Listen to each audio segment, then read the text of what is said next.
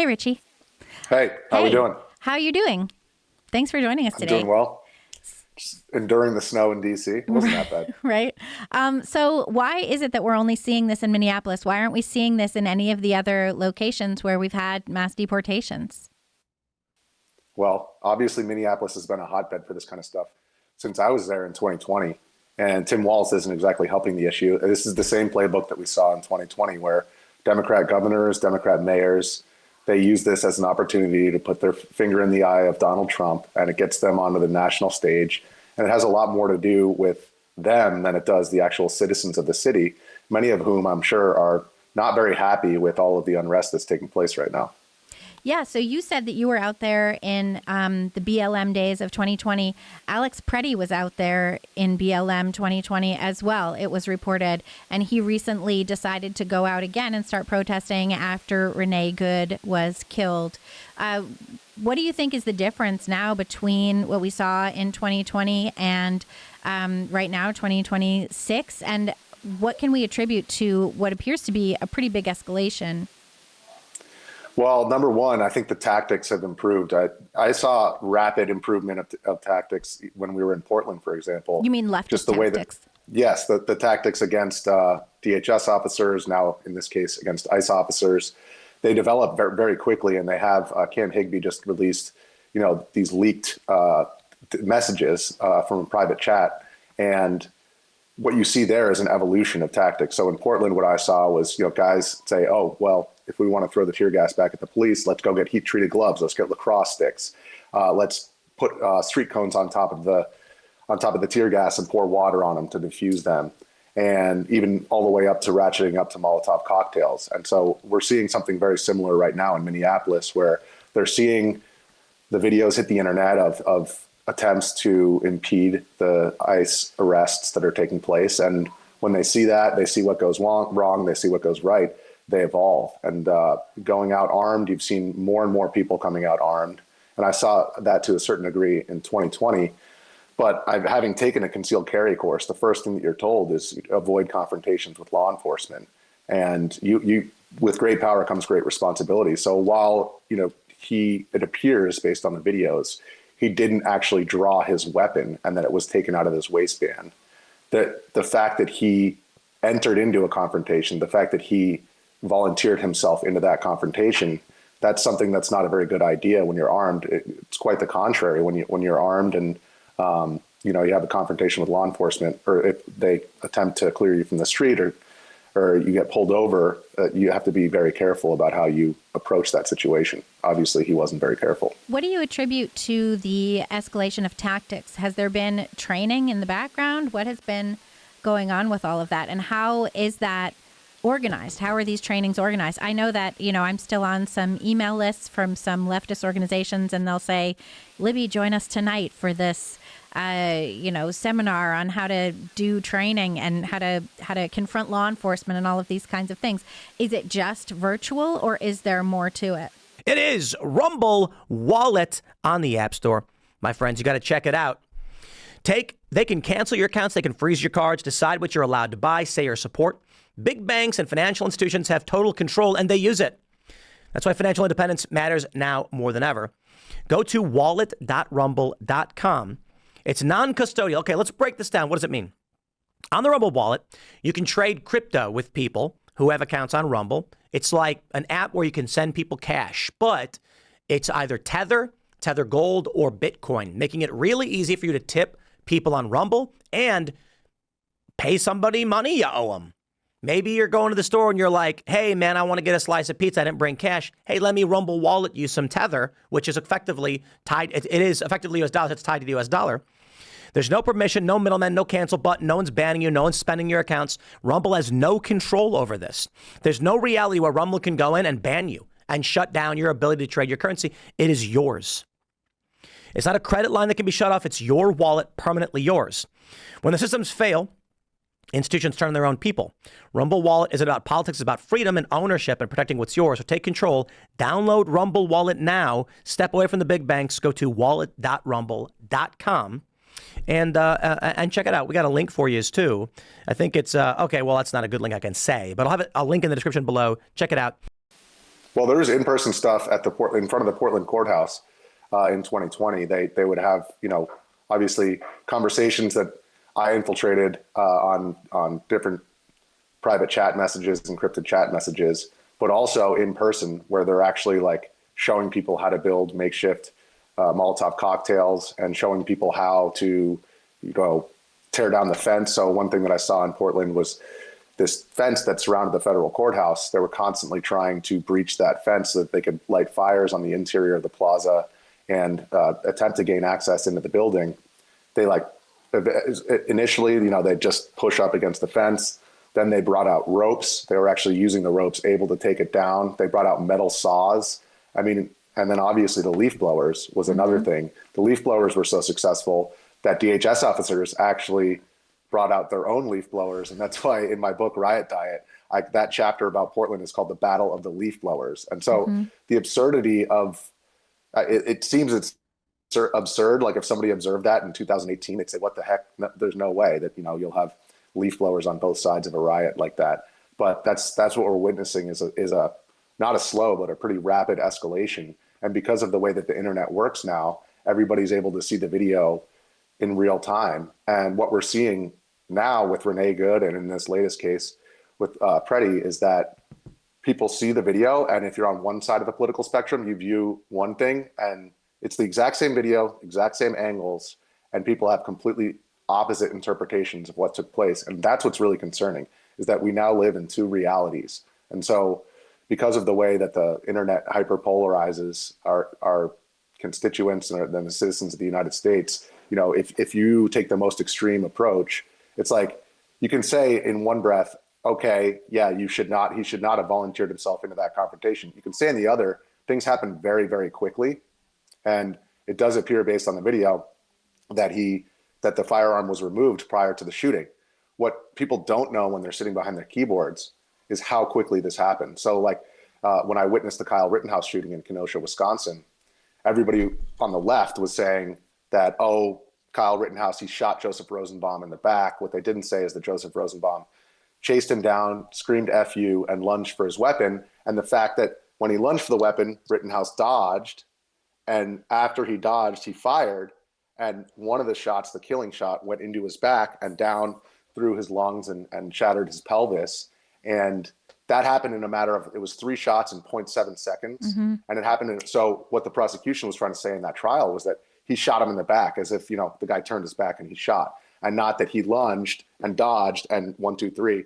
It's actually 4 shots, 1, 2, 3, 4, as he was going down to the ground. So he went from lunging for the gun to just grabbing onto air when Rittenhouse dodged around. So what people don't realize when they're sitting at home, spewing vitriol from their keyboards, is that this stuff happens like that. And it's incredibly hard for people on the scene. You saw that there were whistles. There was, and it sounds like there was a discharge of a shot before the shots went off. And it's really, really difficult. It's easy to do a play-by-play in slow-mo after the fact and say, they should have done this, they should have done that. But in the actual situation, in a riot where people are screaming, it's incredibly difficult. And not to mention the adrenaline. It's not, there's no decision-making. It's pure circuitry, it's pure training, and it's pure instinct. And it's really easy for people to use their frontal cortexes to assess these situations after the fact. But when you're on the scene, and even you introduce tear gas and pepper spray into it, and that impedes your senses even further. So yeah, I'm mostly disappointed with the way that we continue to just approach these situations in the same way. And the way that Tim Walz has approached this is using it as a political opportunity for him to take his soapbox and, put his thumb in the eye of Donald Trump. Yeah, and I think actually this whole shooting on Saturday, I think it was actually within the space of 1 second. I think it was something like that. So it was an extremely quick period of time when all of this happened. And I'm glad you brought up the narrative, right? The fight that we're having over narrative, because that is such a huge deal. One thing that I was thinking about was how I think it was like a week ago, we had the storming of the church in St. Paul, and we also had the arrest of a Hmong man who was escorted out, and then it turned out that he was the wrong guy. He wasn't the guy they were looking for. And if you looked at NPR and the New York Times, you pretty much only saw this guy being escorted out of his home, right? That's it. That was like their whole thing that happened this weekend. And if you looked on X, you heard all about this storming of the church situation where Don Lemon was with them and questioning and all of this. And that was like the most crazy pageant with these terrified children, and Nicki Minaj was against it and everything. But we don't even hear the same stories, and they're not even framed in the same way. You also have the situation where leftist media is very obsessed with the story of the 5-year-old boy who was left behind when his father was approached by immigration authorities, and he ditched his kid, and then he was arrested. The child was left alone in the truck or in the car, whatever it was. And then when authorities went and knocked on the door to ask the mother to take the child, she would not open the door. And the husband was screaming from the driveway, like, don't open the door. And so now the child and the husband are in, I think, Dilley Immigration Detention Center in Texas because this mother would not open the door. She wouldn't engage at all to get her son back. So they're very obsessed with that. And they're going on with these, conditions at immigration detention facilities and all this talk about family separation, which, of course, if you look back at it, is really from the Flores settlement decision. And you could go back, in history to the 90s about all of this. But is there any way to bridge this narrative situation where you see a video, you see a news story, and immediately, based on your political perspective, people choose up sides as to what they think the story is?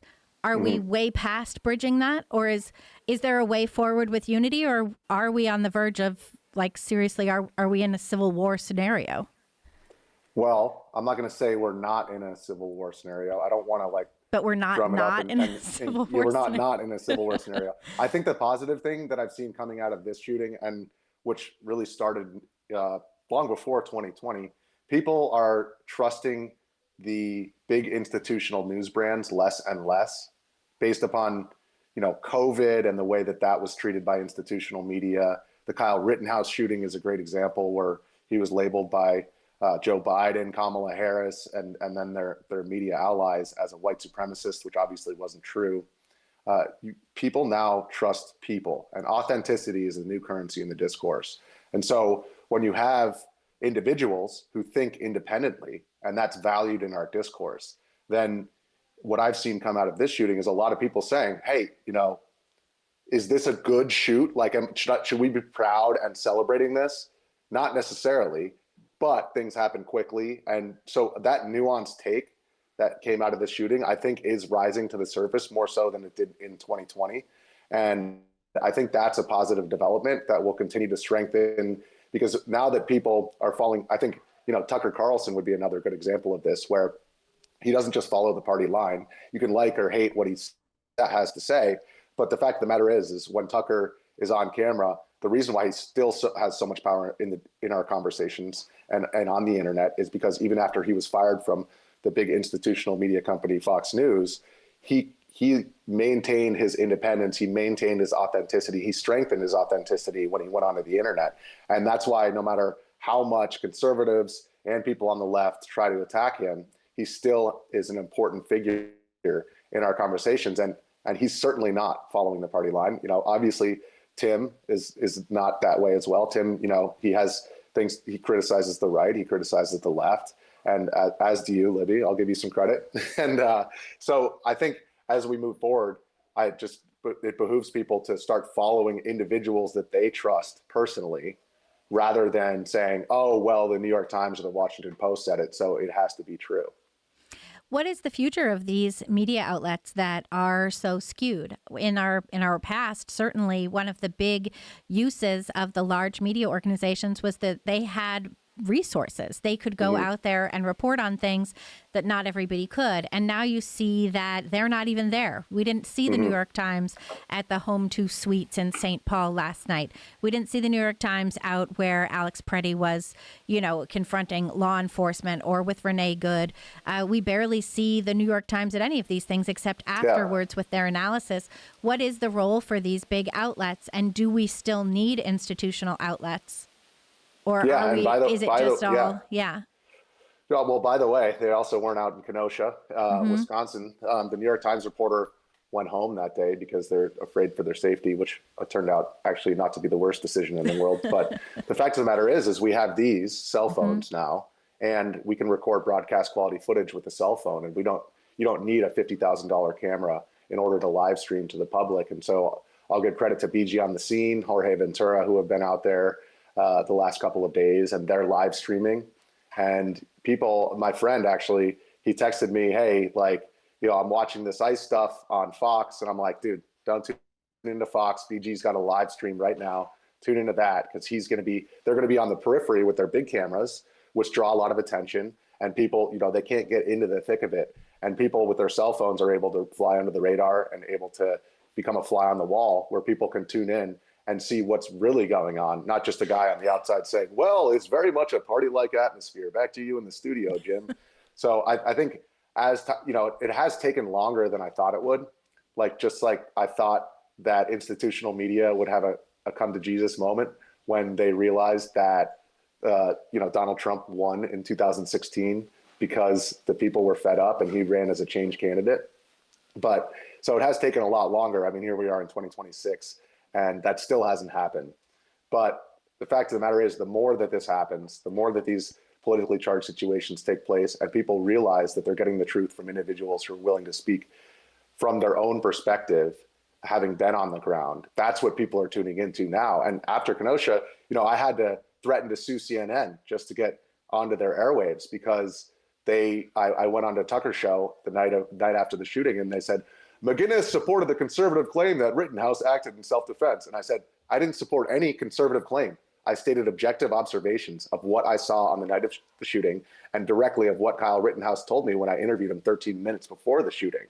And so I had to fight to get onto their airwaves. But I think people are just like tuning out from cable news in general. The numbers show that. And people are tuning into, internet outlets like Timcast, and that's where they're getting their news. So it's not going to happen overnight, but I do think that we're trending in the positive direction as far as that goes. The one thing that does worry me is the way in which these algorithms still prioritize not the most veracious information, but the information that causes people to have the most retweets and have the most likes. And that's one thing where I wish that the algorithms promoted people like BG on the Scene or Jorge, who have a more nuanced approach than they do right now. So that's one thing I hope to see more of in the future. Do you think we're going to miss the big media outlets when they're gone?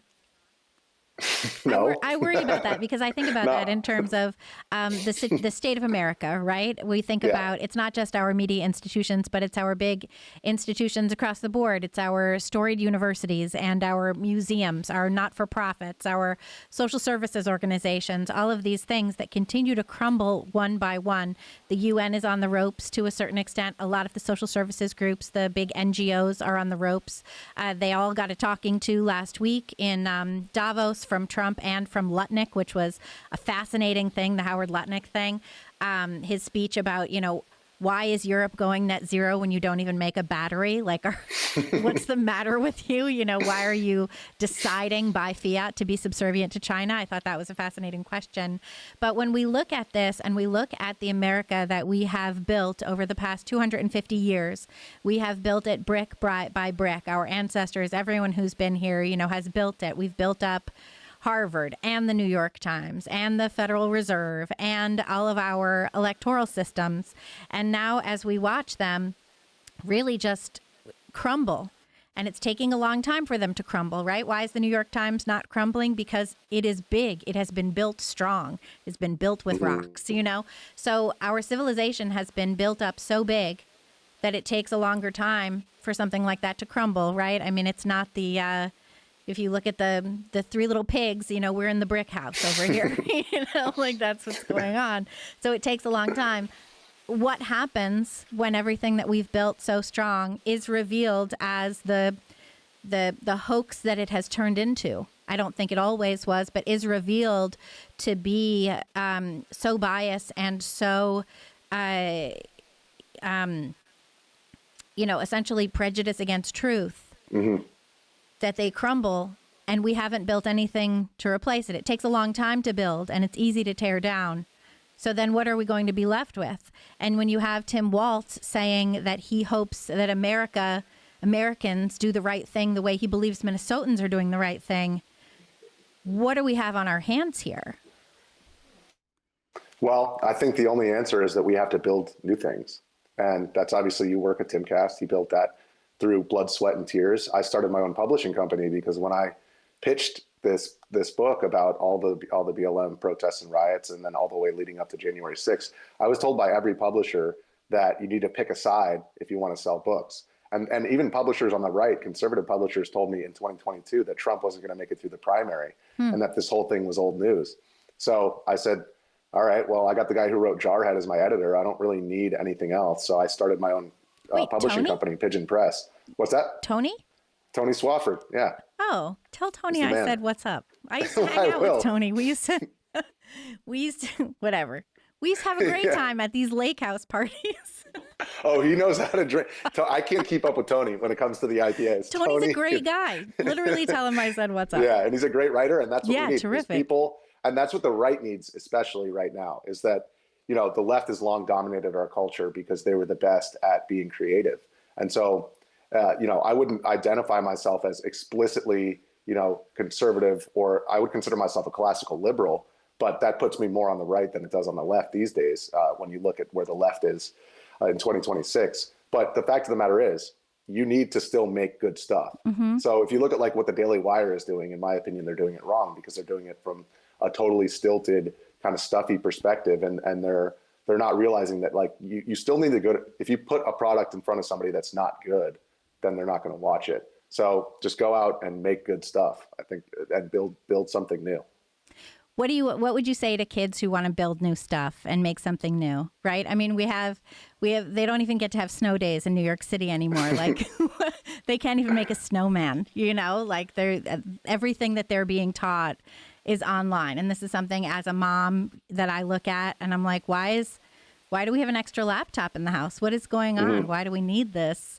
What are kids supposed to do? How are they supposed to feel inspired when they're being so stunted and they're being fed this stuff? If you look at schools, they get this thing CNN 10 every morning. It's like a 10-minute breakdown from CNN of the most important news. And they barely cover anything. My son will come home and tell me what they said, and I'll be like, that's not important. That's stupid. That's wrong. That's the opposite of what happened, So, yeah, well, I mean, how do you build? The most important thing because you have this like optimistic perspective. Yeah. So I'm trying to lean into that because I love it. Well, I think the most important thing, like when I was writing my book, I wasn't asking myself what do people want to hear. I had to take what I filmed, what I actually saw, what I actually heard, what I actually had on video, and try to relay that to people, because once I printed the book, I knew that it was going to be out there, and that's my calling card for until I'm dead. And so if I don't stick to what I think to be true, if I don't stick to the values that I hold dear, then I'm going to have to live with that for the rest of my life. So I did have to kind of detach myself from the narratives that were spinning up in 2024. I hit the publish button on election day. I knew it was going to happen. But the most important thing is like unplug from the audience capture. A lot of people are just out there saying what it is they think their audience wants to hear because they want more likes and more retweets. And the fact of the matter is things are changing very rapidly. And what you think to be a conservative today or a Republican today or a Democrat today, that's shifting rapidly. And so rather than saying, okay, what does the red or blue want to hear? Just say, what's important to me and what's my mission here? And unplug from the algorithm and just go make good stuff. Yeah, I love that. I think that's so important. That's how it was when we were kids. It was like, my friend got a camera and she wanted to take photos. So we all went out into the park and took photos, You had kids who wanted to write plays, so we all put them on. You just all did the thing. I think that's really important because news media is not the only avenue in which to make a difference. And in fact, it's probably not the most lasting avenue. It's probably not even the most important. The things that really touch our souls and touch our hearts are so much bigger in the broad scheme of things. And those are the things that are truly lasting, the books that we read, the stories that we share, because we're not really anything other than the stories that we share, And that's That's what Swafford told me, and that's why I decided to start my own publishing company, because they were all telling me you can't combine memoir with chronicle, like what happened and then who you are. And Swafford was telling me the opposite. He was like, we want more personal stuff. The reader wants to know who the narrator is before they're willing to trust you along on this ride. And so I want more personal stuff. I want more memoir. And I was like, I'm going to listen to the guy who wrote the best war book of the last 30 years instead of, these guys who are executives at these massive publishing companies. So yeah, Pigeon Press. It's not a penguin, which is a flightless bird. It's not a peacock like an NBC, which is also a cocky flightless bird. It's just take the message, attach it to the leg of the pigeon, send it straight to the people. Yeah, and the pigeons are everywhere, They are, yeah. They're not real. We're not sure if they're real yet. We're not sure if they're government drones. Well, you can't go to a city without seeing them anywhere, And even when they have those little hurt feet, they just keep walking across the crosswalk. That's us with our cell phones, We have eyes everywhere and just rely on the pigeons to tell you what's going on rather than the big corporate media institutions. Right. Well, I hope that goes awesome. Thank you so much. Yeah, and if you guys out there, you have any nonfiction stories, we do pulp nonfiction, pigeonpress.com. Okay, great. Well, thank you so much. You want to shout anything else out besides Pigeon Press? No, Richie McGinniss, at Richie McGinniss on all social media platforms. Okay, great. Thank you so much, Richie. I really appreciate your taking the time today. Thanks, Libby. Thanks. Appreciate it. Serge, I think we had a really important announcement. Yeah, howdy everyone. Keeping with tradition, I'm in the delivery room with my wife right now, waiting to deliver our second daughter. Please join me in something: prayer, joyousness, champagne, toast, any of the above. Congratulations to Edgar Allan Poe out there. I'm so excited for you, and I'm so excited that you're having. Where are you going with that, Serge? It's everywhere. I'm so excited that you're having a second daughter. That is really exciting. And I'm so excited for all of you out there who are starting families in what is a difficult time for our country, and what's a difficult time to be an American, right? Because we have this amazing country. When I was, a kid growing up, we had this idea that America was the greatest country on earth, that we had the best system of government, or rather the idea was you had the worst system of government except for all the rest. So really it was the best. And I hope that our young people growing up today can get some of that idea. I will tell you that it's been my pleasure to host for Tate Brown today. I'm Libby Emmons. I'm with the Post Millennial and humanevents.com, and you can check out everything that we're doing on those platforms. I'm going to be on Timcast IRL tonight. I'm stoked for that. It's been a minute, so I'm really excited to come on and talk to everybody and hear what everybody else has to think about this insane situation that we're in. Another ridiculous weekend in Minneapolis. Why Minneapolis is the only city in the country where we're seeing this kind of complete mayhem, this kind of fecklessness from our elected leaders, although it certainly looks like other leaders that we have are interested in joining Waltz and being complete fools as to how they run their cities. And I'm also going to be having a big announcement coming soon. So that's exciting, and I'm hoping to announce that later on Timcast. So you should really, what? The pre-announcement to the announcement. This is the I'm going to make a number of little teaser announcements because, that's what you do, I guess, when you're me. So I just want to thank you guys all for tuning in, and I'll see you tonight. What's that? And we're going to raid Devory Darkins, according to Serge, who knows everything. So that's great. All right. Thanks, y'all. Thanks.